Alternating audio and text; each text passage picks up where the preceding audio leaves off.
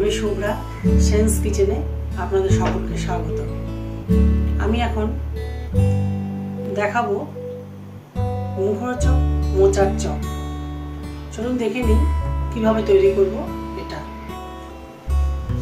আচ্ছা, মোচার চপ করতে অবশ্যই লাগবে মোচার একটা ঘন্ট যেভাবে করে। আপনারা কি করবেন, আমার আগের এপিসোডে আমি মোচার ঘন্ট তৈরি করা দেখিয়েছি, সেটা দেখে নেবেন। সেইভাবে মোচাটাকে তৈরি করবেন। আমি চিংড়ি মাছ দিয়ে করেছিলাম, আপনারা চাইলে প্লেন করতে পারেন, চাইলে চিকেন কিমা মটন কিমা দিতে পারেন, চাইলে চিংড়ি মাছ কুচি দিতে পারেন। আমি চিংড়ি মাছ কুচি দিয়ে এই মোচা তৈরি করে রেখেছি ঘন্ট টাইপের। আমার আগের এপিসোড দেখে আপনারা সেইভাবে মোচাটাকে তৈরি করবেন, কারণ এখন এত সময় নেই যে সব আলাদা আলাদা করে দেখাবো। আর চাই আলু সেদ্ধ। আমি এখানে দুটো মিডিয়াম সাইজের আলু সেদ্ধ করেছি, এতটা লাগবে না। যতটা মোচা তৈরি করার পরে, এই ঘন্ট মতো করার পরে যতটা মোচা তার হাফ আলু নিতে হবে। এইভাবে করবেন, দেখবেন দারুণ সুস্বাদু খেতে হয় মোচার চপ। আর চাই বিস্কুটের পাউডার কিংবা ব্রেড ক্রাম্ব। এগুলো বাজারে কিনতে পাওয়া যায়, নয়তো ঘরেও আপনি ব্রেড টোস্ট করে মিক্সিতে পাউডার করে নিতে পারেন। আর চাই একটা ডিম লাগবে ওটাকে কোটিং করার জন্য। যদি কেউ আপনারা নিরামিষ মোচার চপ করতে চান, তাহলে তো প্লেন মোচার ঘন্ট করবেন, তাতে কিছুই পড়বে না, না চিংড়ি না চিকেনের কুচি কিছুই দেবেন না, প্লেন করবেন। বাদাম অবশ্যই দেবেন, নারকেল কুচি অবশ্যই দেবেন, এগুলো দিয়ে করবেন। আর এখানে আমি কোটিংটা ডিম দিয়ে করব, আপনারা কর্নফ্লাওয়ার গুলে সেই দিয়ে কোটিং করবেন, আর কোনো অসুবিধা নেই। তারপরে আমি যেভাবে দেখাচ্ছি সেভাবে করবেন।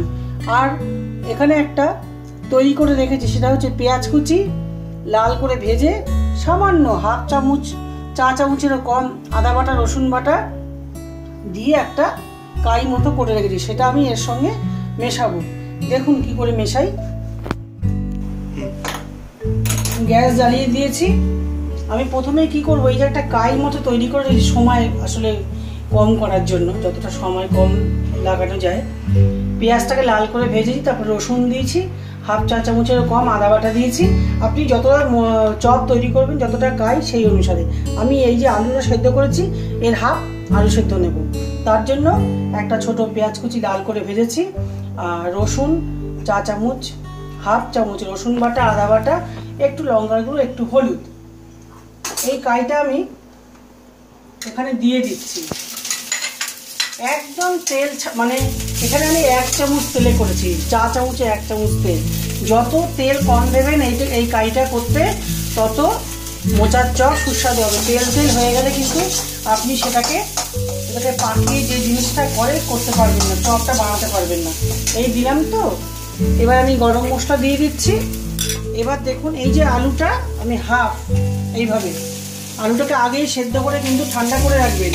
গরম অবস্থায় আলু দিলে কিন্তু একটু ভালো হবে না খেতে। আপনি ডাল তৈরি করতে গেলে একটা বাজে একটা ব্যাপার হয়ে যাবে, খেতে ভালো হবে না, একটুখানি ঝোলা ঝোলা মতো হয়ে যাবে। এই জন্য আলুটাকে সেদ্ধ করে ঠান্ডা করে নেবেন। এই দেখুন, আপনি মোচাটা আগে তৈরি করে রাখতে পারেন, 1 দিন 2 দিন আগে তৈরি করে ফ্রিজে রেখে দিলেন। এবার আলুটা সেদ্ধ করে ঠিক এই জিনিসটা তৈরি করতে হবে। এর মধ্যে আমি একটু, যেহেতু মোচাতে নুন আছে, আমি সামান্য নুন দিচ্ছি, সামান্য। এই গরম মশলা দিয়ে দিচ্ছি।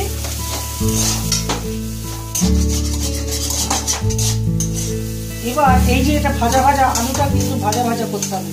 অনেকে কি করে, কাঁচা আলু আলু সেদ্ধ করে তার মধ্যে মোচার পুর ভরে চপ করে। সেটা করার আমি যে পদ্ধতি দেখাচ্ছি আপনাদের, এইভাবে করে দেখে আমাকে বলবেন কোনটা বেশি ভালো খেতে। এটা ভীষণ সুস্বাদু একটা মুখরোচক একটা চপ তৈরি হয়। একটু করতে কষ্ট করলে জিনিস ভালো হবে। দেখুন আলুটা ভাজা ভাজা হয়ে গেছে। এবার আমি এই যে মোচাটা করেছি না, ঘন্টটা, এই তরকারিটা আমি দিয়ে দিলাম। এটাকে তরকারি বলুন, ঘন্ট বলুন, ওই একই ব্যাপার। দিয়ে দিলাম।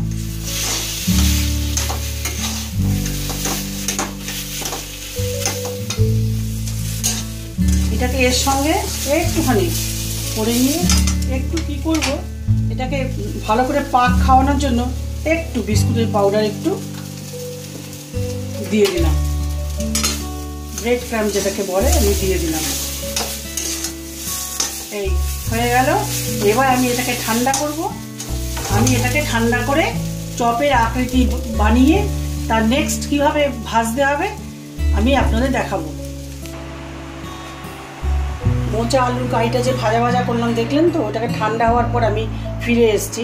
ঠান্ডা হওয়ার পরে আমি সেখান থেকে এরকমভাবে তুলে তুলে এরকম শেপ করেছি। আপনারা ইচ্ছা করলে গোল গোল চ্যাপটা চ্যাপটা করতে পারেন, যেরকম ইচ্ছে।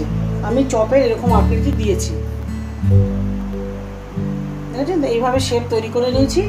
এবার আমি কি করব, ডিমটাকে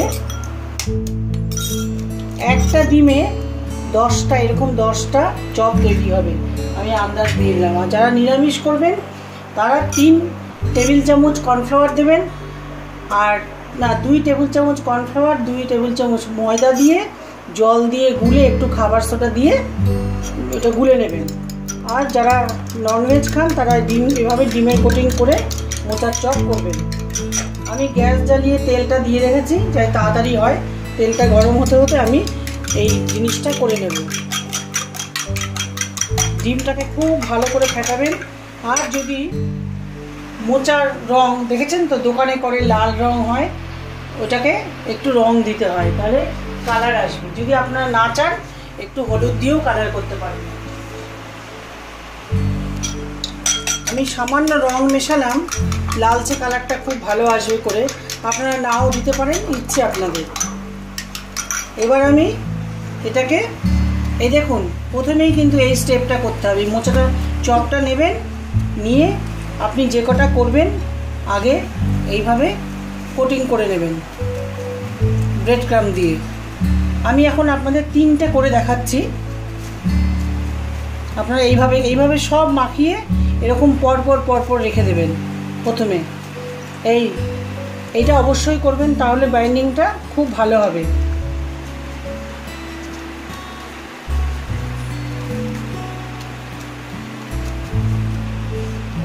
এই করলাম তো। এবার দেখুন, এই ডিমের গোলায় চোবাবো, চুবিয়ে না এই তুলবেন, তুলে এখানে রাখবেন, রেখে এই হাত দেবেন না, তাহলে পুরো মাখামাখি হয়ে যাবে, ওয়েস্ট হবে, ব্রেড ক্রাম্ব ওয়েস্ট হবে। এক হাতে চুবাবেন, আরেক হাতে এইভাবে মাখাবেন। এই আমি 3টে এখন আপনাদের দেখাচ্ছি। এই একটা করলাম, এই আরেকটা ডিমের গোলায় চুবালাম। এই এবার এটাতে বেশি সুস্বাদু হয়। আমি ডিমের গোলায় চোবাচ্ছি না, দোকানে যেগুলো বিক্রি হয় তারা কর্নফ্লাওয়ারের মধ্যে চুবিয়ে করে, অনেক সময় বেসন গুলে করে দেয়। আপনি এই পদ্ধতিতে আপনারা করবেন, ভীষণ সুস্বাদু হবে খেতে, মুখরোচক তৈরি হবে। এই দেখুন, এক হাতে ডুবোচ্ছি, আরেক হাতে আপনি কারো সাহায্য নিতে পারেন। আপনি ডিমের গোলায় ডুবিয়ে দিলেন, আর আপনার পাশে একজন এই পাউডারটার মধ্যে মাখিয়ে দেবে। আমি 3টে তৈরি করে নিয়ে আপনাদের দেখাচ্ছি। এবার দেখুন, এবার এটা ভাজবো। এবার আমি আপনাদের এই দেখুন, এই তৈরি করলাম, এবার এটা ভেজে দেখাচ্ছি। প্রথমে আগে একটা দিয়ে ভেজে দেখুন। আঁচটাকে প্রচণ্ড মানে গমগমা আছে, এটাকে তেলটা গরম করে তারপরে মিডিয়াম করে দেবেন। এই একটা হলো, আরেকটা দিয়ে দিচ্ছি আমি, জায়গা হবে। প্রথমেই একসঙ্গে 3-4টে ছাড়বেন না, একটা দিয়ে একটু নাড়াচাড়া করে তারপরে আরেকটা দেবেন। এই এবার দেখুন আরেকটা ছাড়ছি। এই 3টেই আমি করে দেখালাম। এবার আপনারা আপনাদের মতো জেনে গেলেন তো, এবার করবেন। তেল একটু বেশি নিতে হবে, একটু ডুবো তেলে ভাজলে ভালো হয়।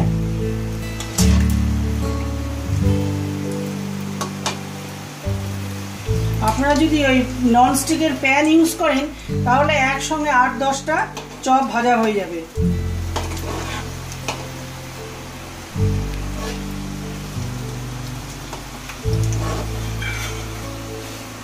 একটা ভাজা হয়ে গেছে, তুলে টিস্যু পেপারে রাখলাম। এবার বাকিগুলো তুলে ফেলছি, সবই ভাজা হয়ে গেছে। গ্যাস বন্ধ করে দিলাম। তুলে আপনি টিস্যু পেপারে রাখবেন, তাহলে এক্সট্রা তেলটা চলে যাবে। এবার আমি সাজিয়ে দেব।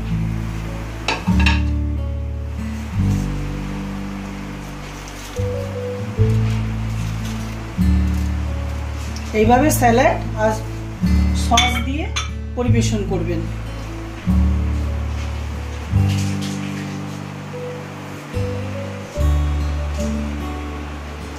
দেখলেন তো, এইভাবে স্যালাড সস দিয়ে পরিবেশন করবেন মোচার চপ। খুব মুখরোচক সুস্বাদু এই মোচার চপ। আপনারা তাহলে তৈরি করে আমাকে জানান খেতে ভালো হলো নাকি। অবশ্যই জানাবেন, কমেন্টস করবেন আর সকলের সাথে শেয়ার করবেন। সাবস্ক্রাইব অবশ্যই করবেন। আপনাদের সঙ্গে সেন্স কিচেনে আবার আমার দেখা হবে নতুন রেসিপি নিয়ে। নমস্কার।